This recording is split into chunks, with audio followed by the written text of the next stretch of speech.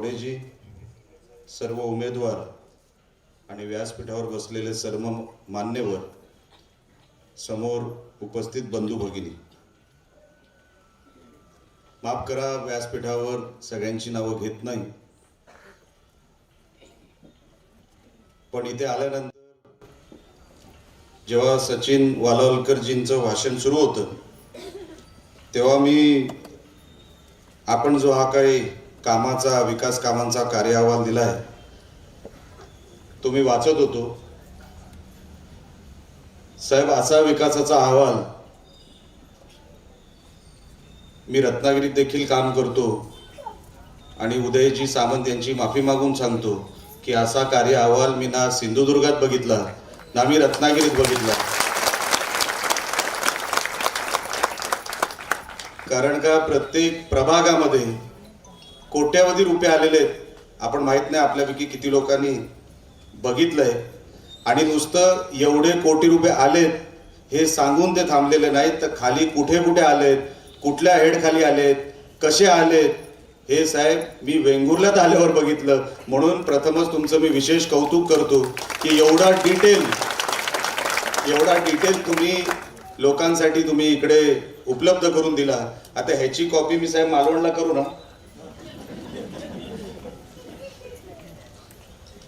कारण का करावीच लागणार. एवढा विकासाचा निधी मी इतर कुठेही, मी आज सगळीकडे प्रचाराला जातो, पण सगळीकडे प्रचाराला जात असताना विकासाचं मॉडेल कसं असतं, आम्ही जरी प्रचाराला इकडे आलो असलो तरी आमची एक बाहेरून नजर असते, एक वरतून नजर असते की वेंगुर्ल्यात काय काय होतंय, सावंतवाडीत काय काय होतंय. आम्हाला असं वाटायचं वालावलकर साहेब की हे एकच कोणतरी माणूस करतोय, कारण का पब्लिसिटी त्यांची झाली. नंतर मला कळलं ते तुमचे मित्र होते. मित्रासाठी तुम्ही काय काय केलं तो मला आता तुम्ही मित्र समजा.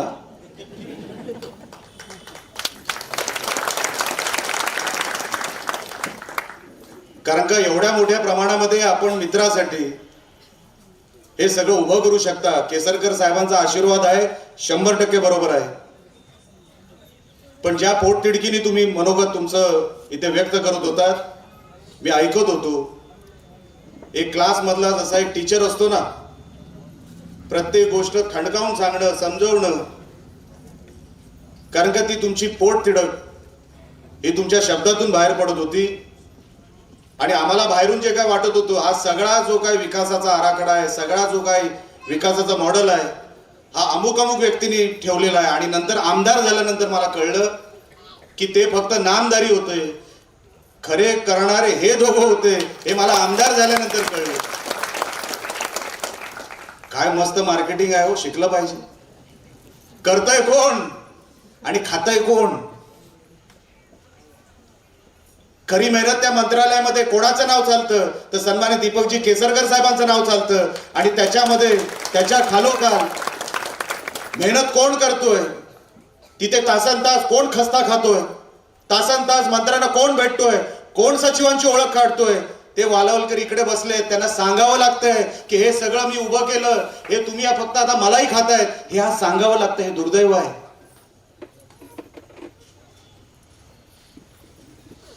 बाहेरून पण आम्हाला तेच वाटत होतं, पण आज वर्षभरामध्ये मला कळलं, मी सचिनजी आणि केसरकर साहेबांच्या जवळ आल्यानंतर कळलं की खरे सूत्रधार सन्माननीय केसरकर साहेब आहेत. ओ, त्यांच्या वजनामुळे, त्यांच्या नावामुळे, ते सचिवांना जे बोलतात, जे मंत्र्यांना बोलतात, त्याच्यामुळे हे सगळं घडू शकलं. नाही तर साध्या सुद्धा माणसाचं ते काम नाही हो मंत्रालय हाताळणं.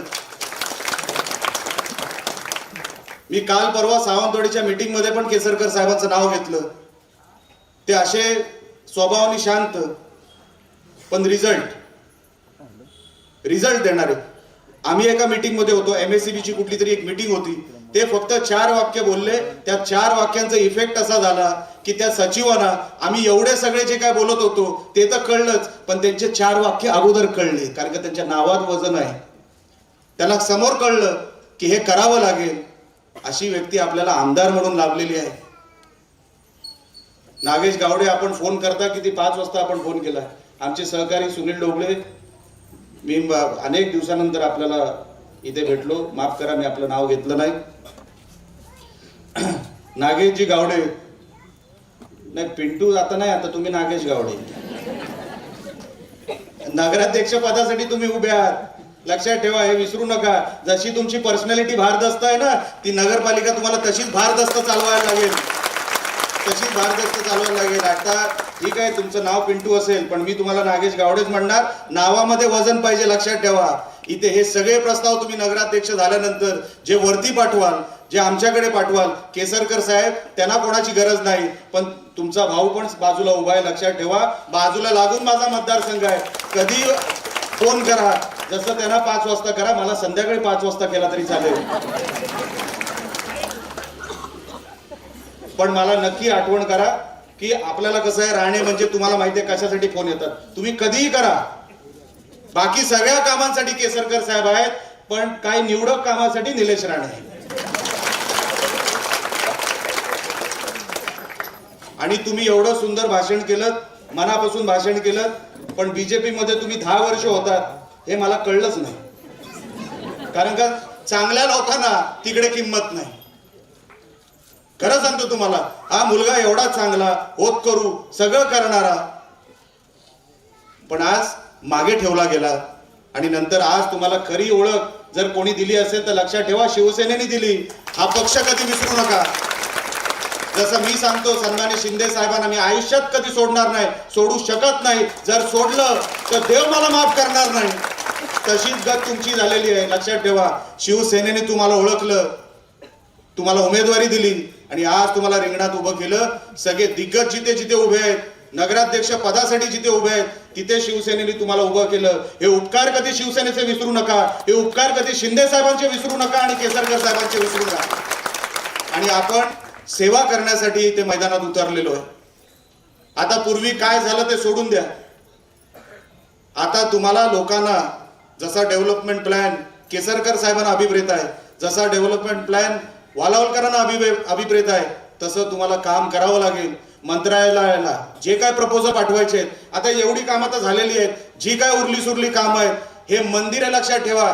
ती नगरपालिका असेल ते आपलं मंदिर आहे, तिथे पवित्रच लोक गेली पाहिजे. अपवित्र लोकांचं ते काम नाही, ज्यांच्यावर एकही डाग नाही अशी लोक तिकडे गेली पाहिजे. मी तर साहेब, जेव्हा मालवणची निवडणूक लागली, सगळ्या उमेदवार, तिकडे पण 20+1 आहे, सगळ्या उमेदवारांना घेऊन देव रामेश्वराच्या मंदिरात गेलो. मी बोललो तिकडे हात लावून सांगा की तुम्ही त्या नगरपालिकेमध्ये निवडून आल्यानंतर कधीच भ्रष्टाचाराचा डाग तुमच्यावर लागणार नाही, एक दिवसात काम होणार, अशी ती नगरपालिका तुम्हाला चालवायची, लक्षात ठेवा. कुठलाही डाग तुमच्यावर लागता कामा नाही. जर तुमच्यावर डाग लागला तर इतके वर्ष, 4 टर्म, त्याच्यामध्ये मंत्री, त्याच्यामध्ये आमदार, केसरकर साहेब जे काही काम करतायत ना, ते रिझल्ट देणारे आमदार आहेत, ते रिझल्ट देणारे माजी मंत्री आहेत. आणि म्हणून त्यांच्या नावाला कुठे डाग लागेल असं तुमच्याकडून 21 लोकांकडून होता कामा नाही. आणि केसरकर साहेबांना निवडणूक कशी जिंकायची हे आपण सांगूच शकत नाही, युनिव्हर्सिटी आहे.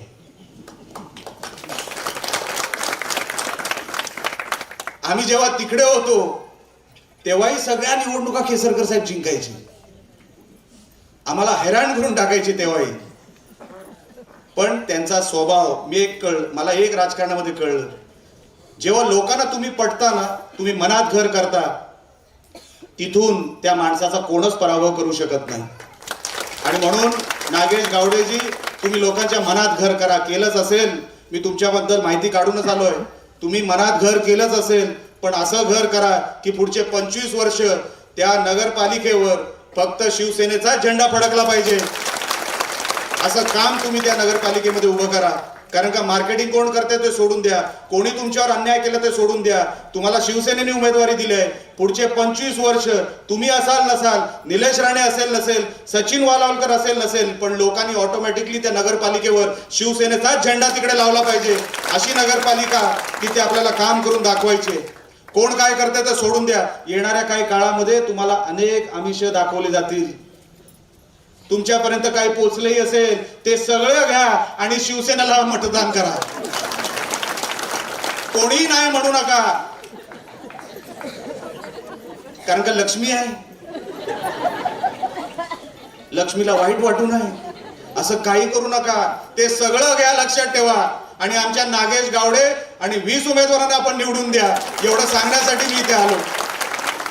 कारण का आज घेतले, मी अनेकांना सांगतो, मला आज घेतले, हे घेऊन जो पक्ष हे सगळं देतोय आणि त्यांचे जर उमेदवार तिकडे निवडून आले तर विचार करा, ते नगरपंचायतीत किंवा ते नगर परिषदेमध्ये गेले, ते काय काम करणार आहे, तुमची काय सेवा करणार आहेत. त्यांना फक्त एवढंच दिसेल, अरे मी पैसे देऊन निवडून आलोय, मी कशाला समोरच्याचं काम करू, काय ह्या शहराचं देणं घेणं आहे, मी कशाला विकास काम करू, मी पैसे देऊन आलोय, मतदारांना विकत घेऊन आलोय, मी कशाला या शहराचं काम करू. ही समज त्या नगरपालिकेमध्ये कधी जाता कामा नाही. ती सेवा होणार नाही. ती नगरपालिका विकत घेतील हे लोक, काय वाटेल ते करतील. सगळे रेट आता जे चालू आहेत ना त्याच्या डबल रेट मध्ये परत वसुली करतील. काय रेट आहे हो, मला वाटलं पहिलं कोणाचा पगार सांगतायत.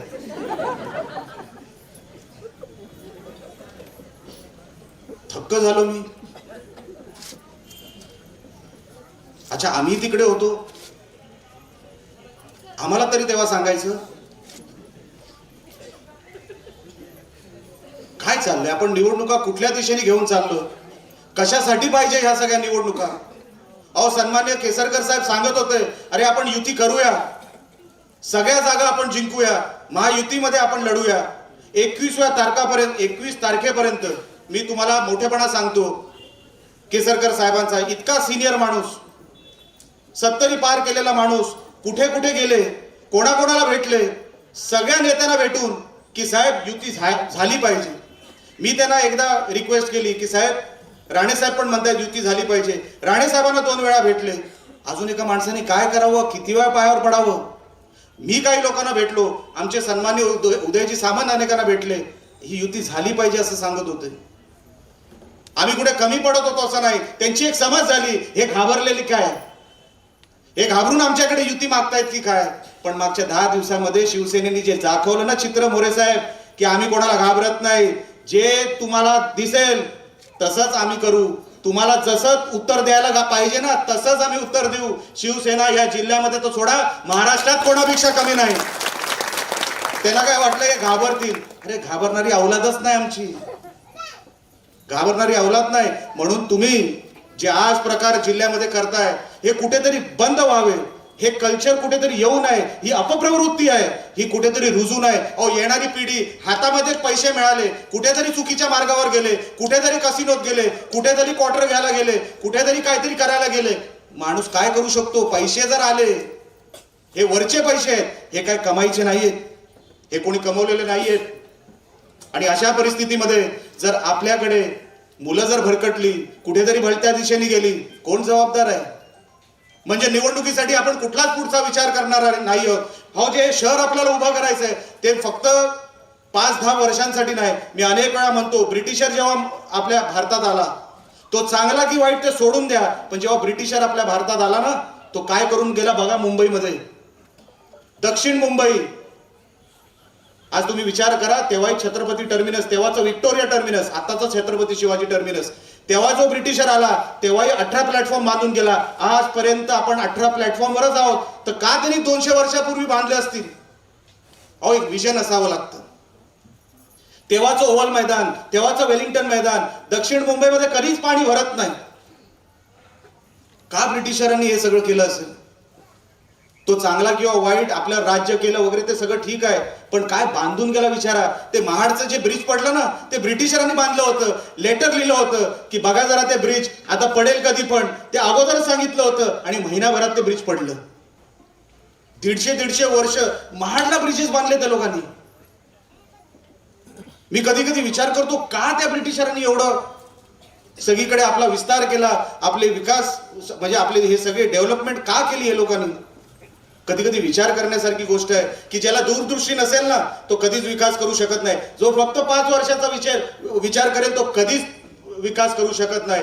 जर विचार करायचा असेल तर 25 वर्ष, 50 वर्ष, 100 वर्षानंतर माझं शहर कसं दिसेल, ते तज्ज्ञांबरोबर बसून त्याचं प्लॅनिंग कसं करता येईल. सगळीच अक्कल आम्हाला नसते. कोणाला तरी बोलवावं लागतं, कोणाला तरी विचारावं लागतं की हे कसं करेल सांगा. इंजिनियरला बोलावं लागतं, अभियंत्यांना सांगावं लागतं की हे बसून द्या मला. तशी शहरं बनवायची आपल्याला. मतदारांना पैसे देऊन त्या नगरपालिकेमध्ये अशी लोक पाठवून आपल्याला काय ती नगरपालिका अपवित्र करायची? हा आता विचार करायचा आहे तुम्हाला.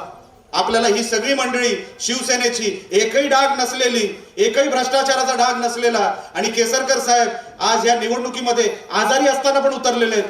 परवा मी संजू परबच्या कार्यक्रमाला गेलो, ते आराम बिचारे, त्यांच्या शरीरात ताकद नव्हती. ते कसे कसे कोणाला तरी बोलवलं की येणं गरजेचं आहे, ते बिचारे आले आणि त्यांच्यासाठी, संजू परबसाठी 15-20 मिनिटं भाषण देखील केलं. असा व्यक्ती तुम्हाला इथे आमदार म्हणून मिळालेला आहे. हे त्यांना तुम्ही जपणार आहात की उद्या निवडणुकीला काय करणार आहात? एकदा हात वरती करून सांगा की आम्ही केसरकर साहेबांबरोबरच राहणार आहोत. एकदा हात वरती करून सांगून टाका की आम्ही विकासाच्या बरोबर राहणार आहोत. आम्ही ह्या सगळ्या कुठल्याही अपप्रवृत्तीला आम्ही बळी पडणार नाही. आता हात तुम्ही खाली घ्या. आम्ही बळी पडणार नाही. आणि किती जरी आमिषा आली, किती जरी काही आम्हाला धमक्या आल्या, तुम्ही नागेश गावडे कोणाला घाबरायचं नाही. इथे सगळ्यांना सांगून टाका, आज जसा निलेश राणे आलाय, पुढचे 4-5 दिवस आहे, रोज बोलवलं तरी रोज इकडे येणार आणि कुठल्याही धमकीला भीक घालायची नाही. कुठल्याही धमकीला भीक घालायची नाही.